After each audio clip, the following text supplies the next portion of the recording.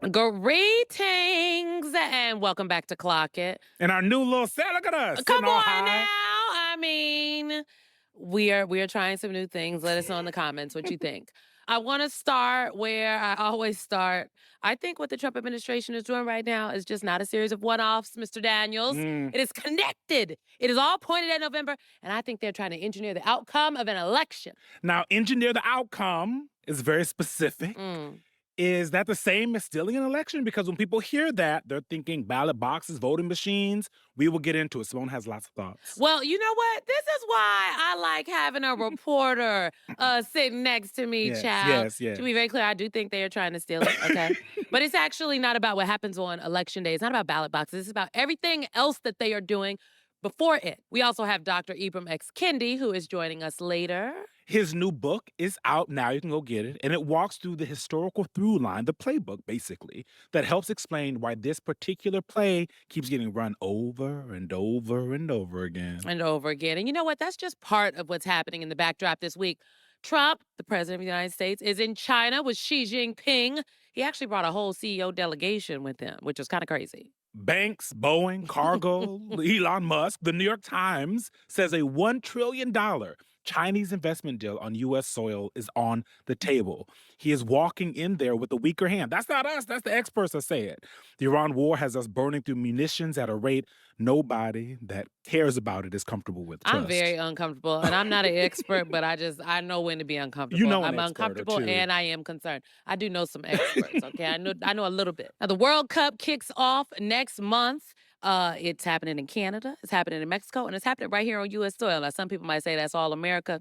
Again, North American continent is where the World Cup is happening. And the question nobody in this administration wants to answer is whether anybody will actually be here to watch it. Yeah. Because there are fans from 39 banned countries, apparently, that cannot come.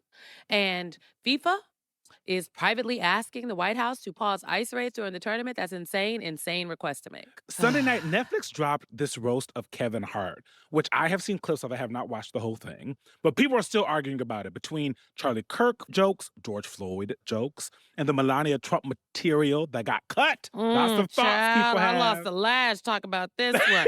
Plus the cruise ship where the hantavirus was spreading. Oof. Which is where the non-political group chats are living this week. I am terrified myself. Very terrified. First off, and this is important, the scientists and the medical professionals are all saying this is not COVID 2.0. So everybody can calm down a little bit. The hantavirus is harder to catch, and the people on the cruise are supposed to be isolating. So they shouldn't be out in the streets giving Okay, everybody but a lot of people hantavirus. did get off the Yeah. cruise. One of them went to a Look, wedding. I believe what the experts are saying. The problem is a whole lot of people do not believe them, given who is in charge. Now, to reiterate, the World Health Organization did say on Friday that it assesses the risk to the global population posed by the event is quote unquote low. Hantavirus is not airborne, according to the World Health Organization. And this strain moves through what they call close and prolonged contact. I'm using air quotes for everybody at home. But on Monday, MS Now senior medical analyst Dr. Vin Gupta, well, he was on CNBC saying, maybe not. I'm reticent to speculate because we haven't heard a lot from health officials yet, but it seems like individuals on the ship that didn't have prolonged close contact are testing positive. And so perhaps there's something different here happening. That is the concern. His words, we do not believe this is another pandemic type situation. Important. But here's the piece that is hard to ignore. Back in early 2020, even with the CDC's most experienced career staff in place, they did underestimate how bad COVID was going to get. And a lot of that staff is not there anymore. And Simone, that is the question that a lot of people have because last April, RFK restructured the CDC and he laid off the full-time cruise ship inspectors. He defunded the vessel sanitation program. Those people are back. The cruise ship inspectors are Oh, back. they hired them back. They That's hired what them always back. happens. They fire somebody, they got And bring them dozed, back. and then they're like, actually, we actually need them. They bring them back. Now, we talked to one of the former, as I like to call HBICs at Yes, the CDC, yes. Dr. Deborah Howery. She actually quit the Trump administration because she didn't want to carry out what they were saying. They were asking her to go against the science, so on and so forth. This happened last year.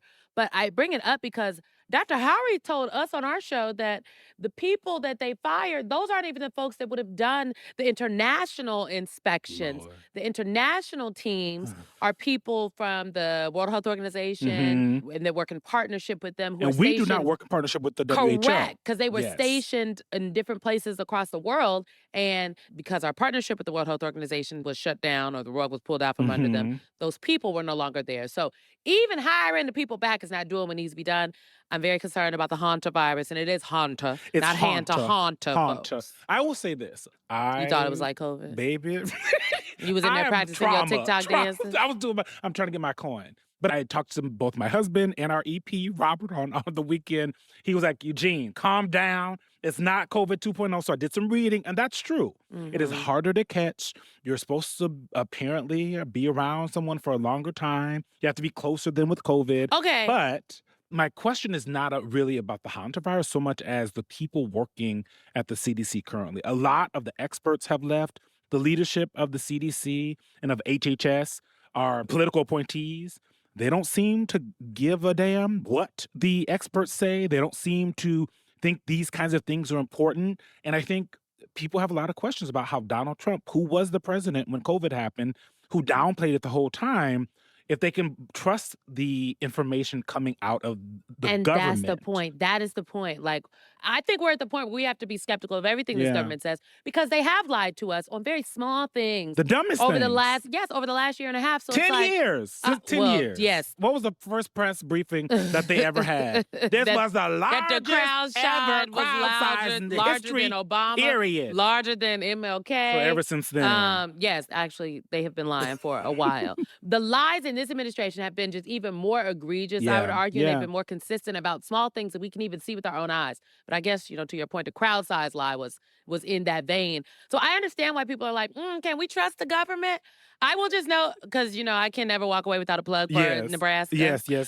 The people that got off that cruise ship that they are still monitoring, Uh-huh. they flew them to Omaha, Nebraska, to the University of Nebraska Medical Center, because that's where the experts are, child, because all great things come Mhm. from the Midwest and the Great Plains. Sure. And greatness comes from Nebraska, like myself. Yes, look at that. One of the passengers on the Honda ship, I don't know what the Hondias, Jake Rosemarin, I hope I said it right. He Not said you about to get him this. doxxed. He went on Today's show. He did a video. Oh my so gosh, I hope he wasn't in person. He was not in person. I feel good right now. I'm happy to be in a place where I know we are well cared for, and if anything happens, we have the medical attention that we need. But this is what he said before, while he was on the ship. Listen to this.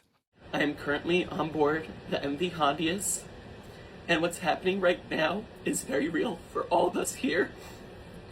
We're not just a story. We're not just headlines.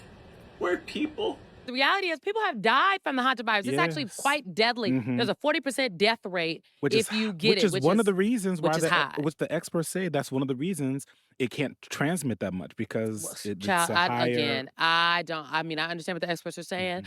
I want Have them to do questions. some more research. Okay, Yeah. I have questions. Lots of But so, questions. we're, again, the fear in his voice, I understand it. It's why I'm going to be masking Yeah, up. that did and not not make going me. on any South I American apologize to everyone cruises. listening. It didn't make anyone feel better. I It think did that not. You know I've- what? I just think we should all err on the caution and wash your hands a little bit more. Sing the birthday song while you're Yes. washing.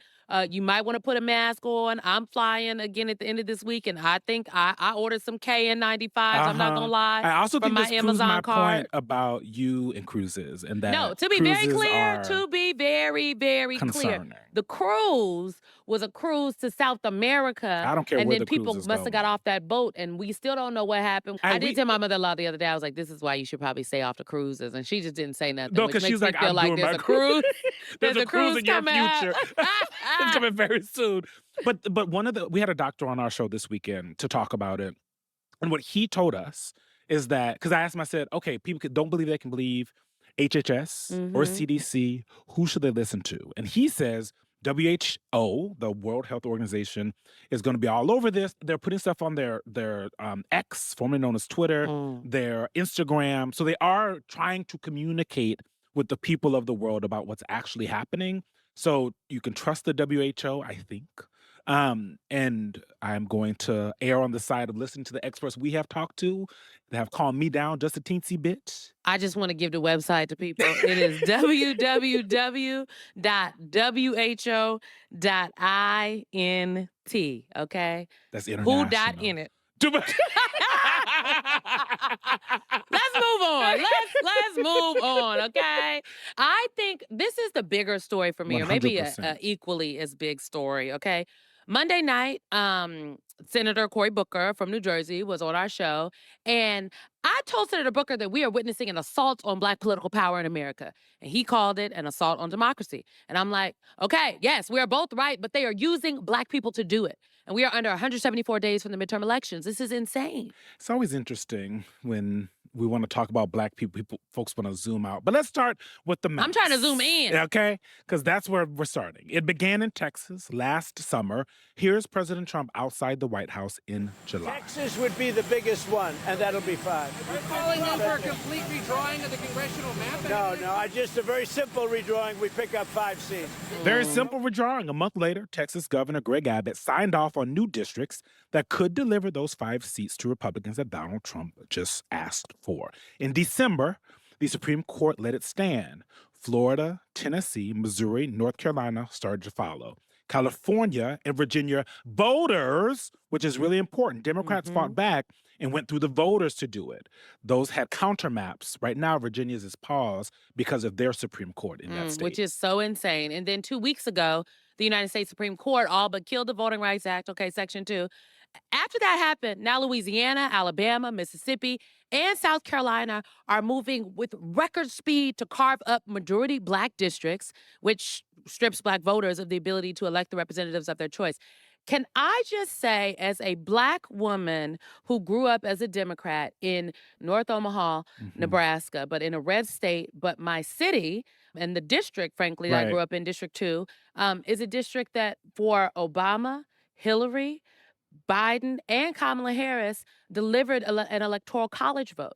So I know the power of a community being able to elect the representatives of their choice, being able to go to the ballot box Have a voice. and make their voices heard, to have a voice. Just because you're in a red state, these folks keep arguing about these folks, I mean elected officials.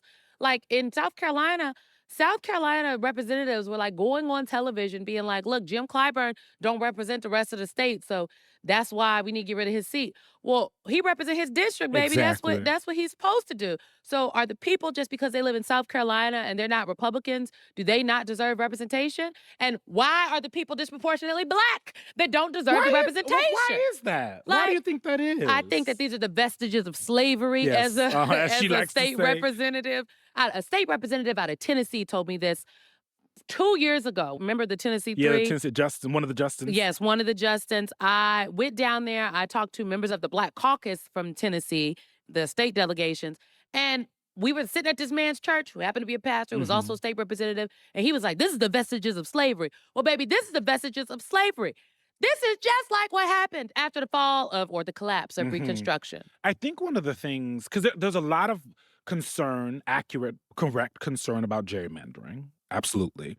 But to me, the VRA is really the biggest issue. The fact that it So you basically would say doesn't this is not exist. just about gerrymandering. It's not. You have I to agree. zoom. Like you have to zoom out. They're connected, and you have to pay attention to how they're connected and who is doing the connecting. But at the end of the day, the VRA used to give you both a pre thing to stop. You could say before the law passed, this is going to hurt us, and post. They got rid of all of it, and so there's no protection. And I think they probably look at 2 Black people up here complaining about, oh no, Black people. Yeah, no, absolutely. Very much Because at so. the end of the day, we have not been a democracy that long. A true democracy in this country, frankly, I think we're still moving toward it. But Come anyway, on, clock it. 1965 was when we had the Voting Rights Act and Civil Rights Act. So 1965, that's the year my parents were born. It's not that long ago. It is not that long ago. I think it's crazy. I think everybody should be fired up. Did you see Vince Evans' tweet? Vince Let's pull up Evans, the who is tweet. he, by the way? Vince Evans is He's the my executive friend. director. I just want to be clear. Vince Evans is a friend of mine. I know him. Yes. Vince is the executive director of the CBC. He tweeted on Sunday, look at that. He did a long tweet, more than 240 characters, asking why your old boss, One of my old bosses, yes. Bernie Shout out to Sanders, Senator Sanders. has been silent on the assault on Black political representation across the South. Now, I talked to a lot of lefties, and they were like, why is he bothering Bernie Sanders? Well, Bernie Sanders has a very big platform. Yes, and it And I talks about think inequality. I mean, his a whole lot. thing is about how we lived in a rigged economy kept in place by a system of corrupt campaign finance. Come on, you wrote it And I a couple times. did. And how the inequality in our systems show up in various spaces and places, from healthcare to education to to voting. business to voting. And I don't think we can talk about the inequities in our system without talking about race. They want to tell us it's not about race. It They're like, why are we is. trying to make it about race? We ain't making it about race. Y'all make it about race. They are carving up Black districts. No, but They're not okay. carving up districts of white people. Now, see, this is It's about race. the reporter in me is going to go back. Why do you think your old boss has been a little quiet on it? I think a lot of people have a lot of questions. There are a lot of... I think people need to ask Senator Sanders. To be clear, See, that's called a spin, ladies and I gentlemen. just That's feel called a like, dodge. but you know what? To your point, this is something that, frankly, what people were talking about Mhm. when his first presidential run and his second presidential run. I would say that Senator Sanders does understand that the economy Yeah. and race is intertwined, and that there is like synergy and sinister things going on here. Right. Why he has not spoken to it, like I blame the staff, okay? But again, the buck stops with the member. Mhm. And so, we don't really do elected officials, Uh-huh. but The interesting Senator, convo. sir, we are happy to have you come Yes. through. We can talk about it. We'll Let's keep it. unpack It'll be a it. long interview. This might be, yeah. This will be Longer a than bonus usual. episode. Exactly. But at the end of the day, long story short, I think that they're trying to steal an election. This is one of the ways they're trying to do it. In Tennessee, no, they're not going to take over polling places, right? Or they're Well. going to, well, they might make it feel Currently, well right. currently. But I think that it's not going to be like we saw on January 6th. Right. Okay, they've got more sophisticated. Again, in Tennessee, not only did they get rid of the district, like carve up the district that has majority like Black voters and scattered the Black voters in the different districts, they also passed a law that said they don't have to notify people when their polling places change. So now when you go to the ballot box in Tennessee this November, you could be going to the wrong polling place and nobody will tell you. That is how they steal an election, folks. It's very making it sophisticated. it's making it harder to vote and making it confusing to vote. We saw this in Texas as well during this primary where Dallas, there were Yes. shenanigans with Dallas. And so Yes. I think the thing that is really important for folks to remember is that it may not feel aggressive, right? Like, and when you talk to experts about backsliding in democracy, Mhm. they talk about it not feeling, it's not going to look like it does on TV, right? It's not, armed guards not going to rush in and stop you from doing something. It's the No. little things that we have to pay attention to. And we're like, I like to say, because I stole it from the internet, if they're going to They gonna shenan again. Correct. Mm. Now, there's a lot more to say about this and some context we can put it around. We've asked historian and author Ibram X. Kendi to join us to do that. He'll be right here, right after a quick break.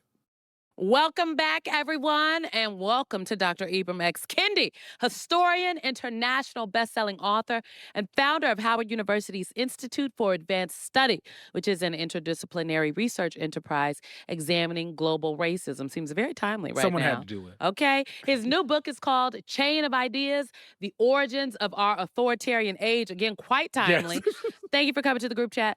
I course. feel the need to read from a passage from the Chain of Ideas to set the tone here, if I can, Doctor. Okay. It- I know, right? It's the Clear the throat. dramatics. At times, I have felt the tug of this great replacement theory, giving me the ability to empathize with people who have been led to see me, a Black man, as their replacer. I can see their humanity because I can recall the times when I felt my livelihood was being threatened by demographic change. I felt myself getting angry at times, my unchecked bigotry feeding my anger. But then I saw politicians manufacturing and manipulating my anger. I did not want my privilege to be my prison. I wanted to imprison my privilege to free my power. Sir, Well, damn. a word. Explain what you mean by that.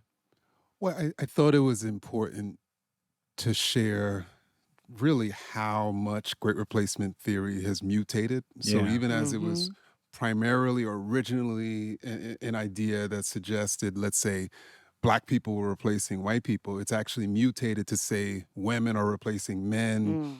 queer people are replacing heterosexuals, immigrants obviously are replacing citizens, Muslims are replacing Christians, and I'm a person who was raised in a Christian household. I'm a man, I'm a heterosexual, I'm a citizen, and so I could think about and really empathize with even white people who've been misled into believing that they are being replaced. But then I think it's also important for them to see how I was able to overcome the manipulation because I saw who was trying to manipulate me and why.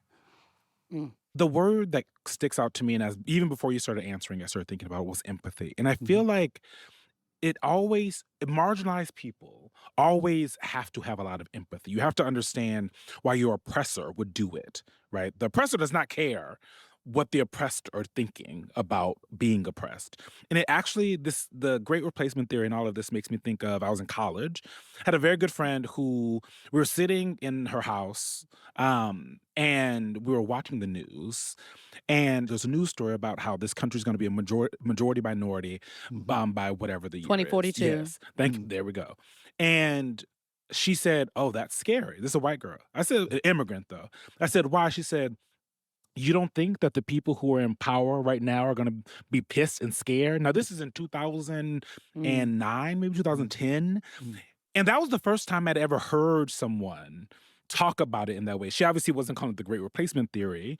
But the idea that this would happen and how people would react to it is really important. And I wonder why your book is called Chain of Ideas and not The Great Replacement. What's the chain that has been created and that you want people to know It's a about? lot of links in the chain. Correct. There are, and the title actually comes from this French Enlightenment thinker who was talking to the French monarchy and was like in the late 1700s and was like, chaining people with iron is an old way of controlling people. And he said, a more enlightened despot will chain people by their own ideas. This was Servan, his name. And to me, it's indicative of how great replacement theory is being used. People already have racist and ideas, sexist ideas, homophobic ideas, Islamophobic ideas. So what these politicians, what these authoritarians are doing is making them believe that those people that they already fear are coming to take over and destroy them. Yeah.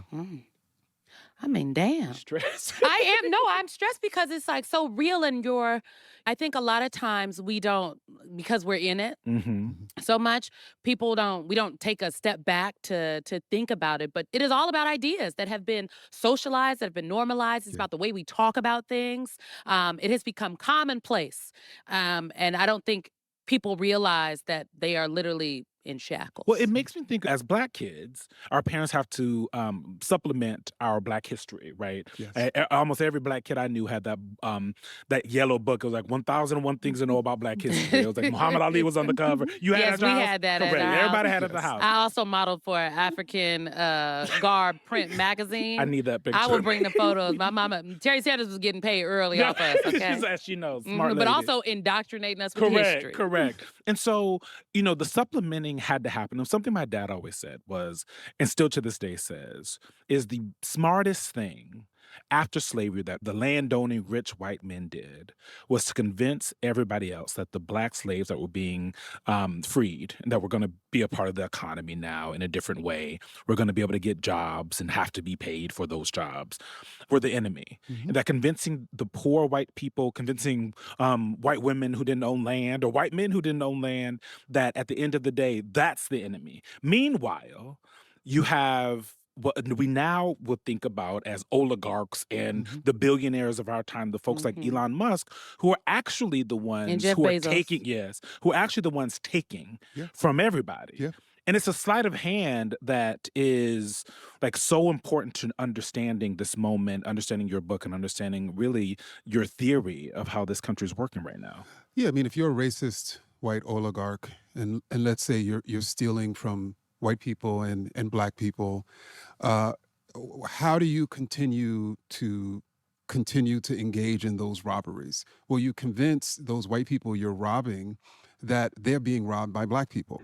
I am prejudiced against because I'm a rich white billionaire. The Great Replacement is not only real, it's the realest thing there is, and it's provably true.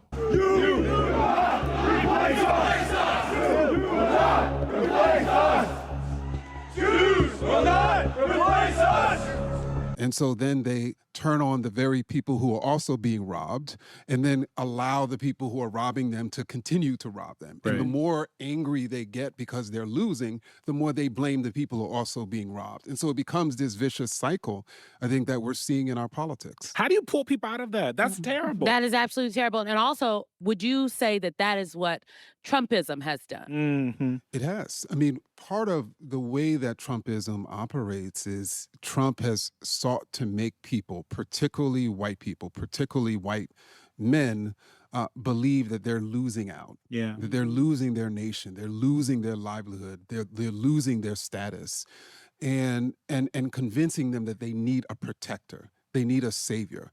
And then he stands up as their protector and savior.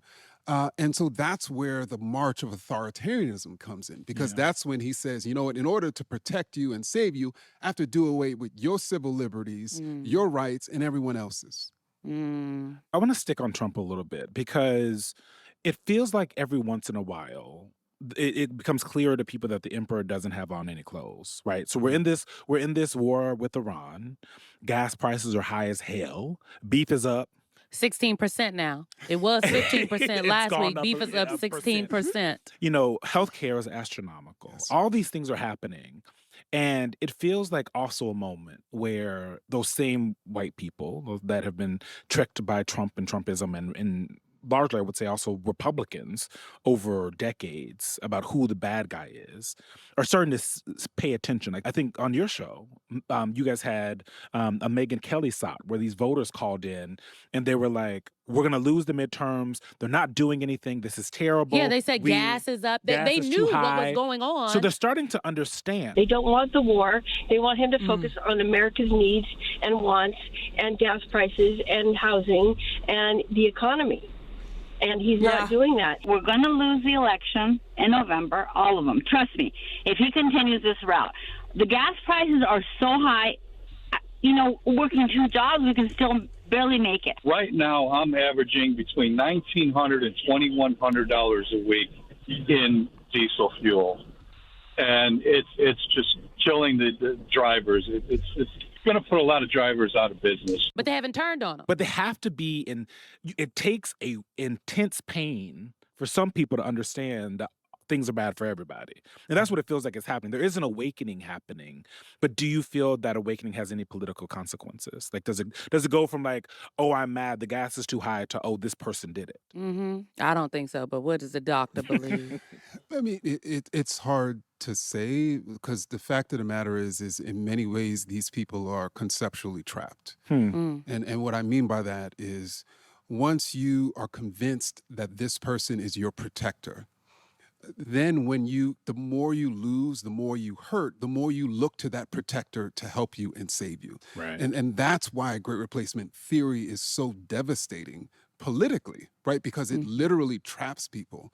And that's one of the reasons why I think we have wondered, when are these people going to leave? Yeah. When are you going to wake up? But I don't think we understand that people have been chained by their own ideas. So how does this dovetail with what's happening right now with what I would call the assault on Black political power in this country? Because you have something happens at the Supreme Court, and then these state legislatures move with record speed to not just erase Black political representation. It's not about Black elected officials. I think this is about Black voters and Black people. And now people are just saying the quiet part out loud. You've got legislatures being like, look, I like Jim Clyburn, but he don't represent the state. The state is conservative, and we all need to be conservative. Okay, well, you're not saying just get rid of Jim Clyburn. You're diluting the voting power of Black people in the district that he represents in South Carolina, so they don't have the ability to choose the elected officials of their choice. That seems quite specific. When we think about the nucleus of great replacement theory, it's this notion that anti-white racism is on the rise, that white people apparently are the primary victims of racism. And the way they make that case is they invert anti-racism, which is to say they argue that those policies, those laws that seek to create equal opportunity or equity for everyone are actually about snatching rights and abilities and opportunities from white people. And that those policies are racist. Yeah. And that we need to do away with those policies and practices. And they've been inverting feminism for a long time, Yeah. claiming it's anti-male. They're doing the same thing with Because they see rights as pie, right? So Yeah. if I get a larger slice of pie, you have less pie. Yeah. But that's not how rights in America works. Well, and that's why the first link in the chain of ideas and the book is organized into these 10 links that undergird Great Replacement Theory. The first is zero sum. Right. So the idea that as Black people gain, apparently white people lose, when in actuality, typically Black people have gained as a result of these civil and voting and equitable policies, and the majority of white people have actually gained too. White women are the biggest beneficiaries of affirmative Say action that. in this country. Senator Cory Booker we had him on our show on Monday, and I made the point, I said, this is an assault on Black political power. He said, look, they want us to talk about, they want to make it black and white. He said, but this is an assault on democracy. And I'm like, yes, I agree. But they are using Black people to do it. And he's like, yeah, but they want to divide us.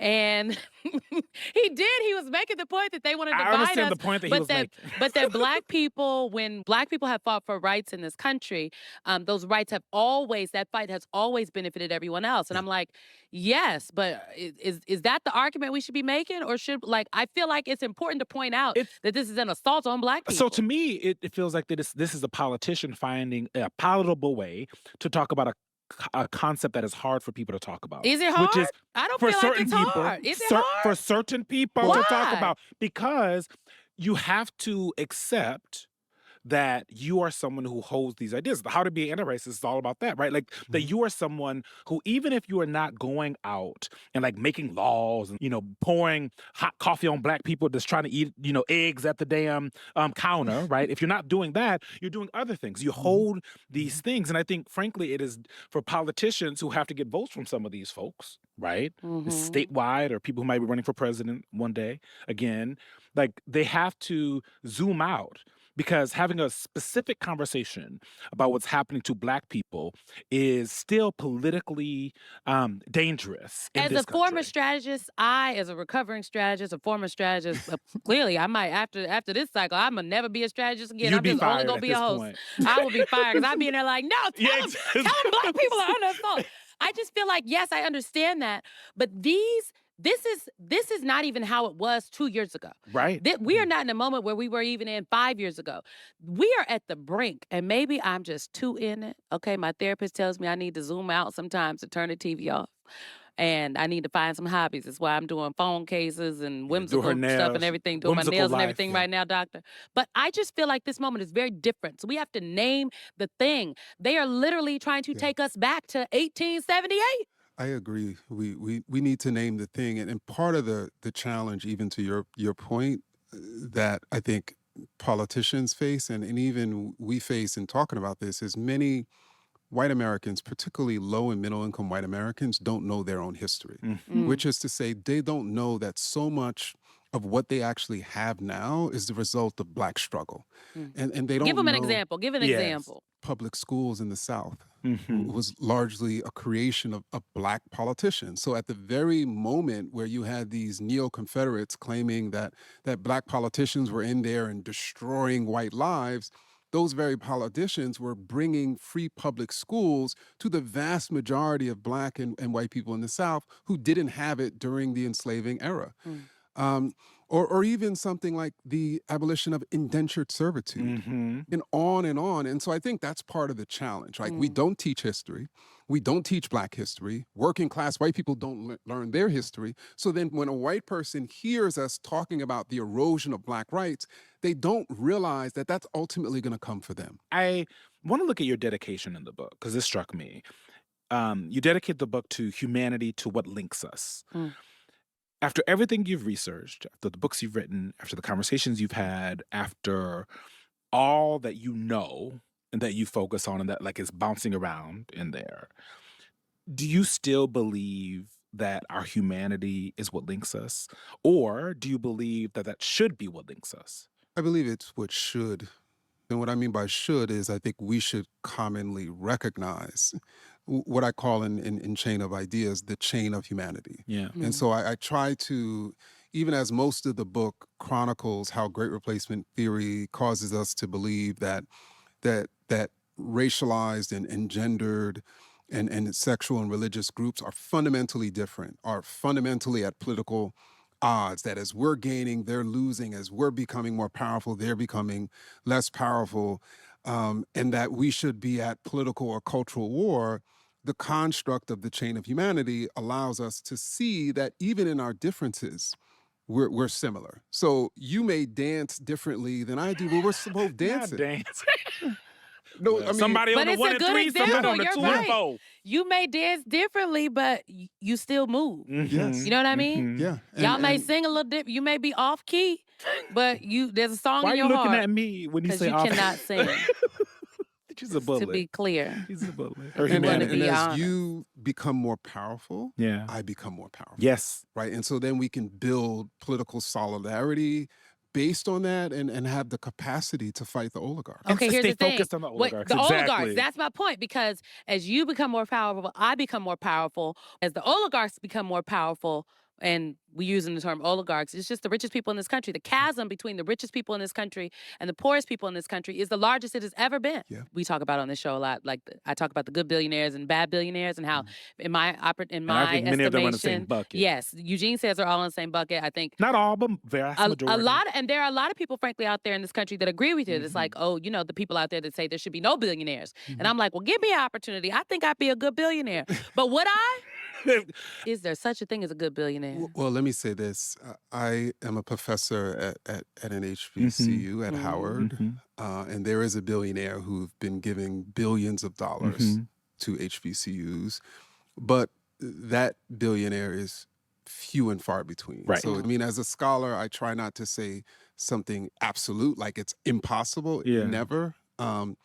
But I mean, it's highly unlikely. And what we see billionaires doing right now, what we see oligarchs doing right now is using some of the most dangerous theories known to humanity to ensure that they can continue to hoard wealth and power, which is then leading to mass shootings, genocides, famines all over the world. You are on a college campus on a regular basis talking to, I think the next The future. Ibram X. Kendi, right? Like you are teaching the folks who will be the thought leaders and frankly, I think the politicians and the business folks of the next generation. What are they saying and what do you say to them about this moment?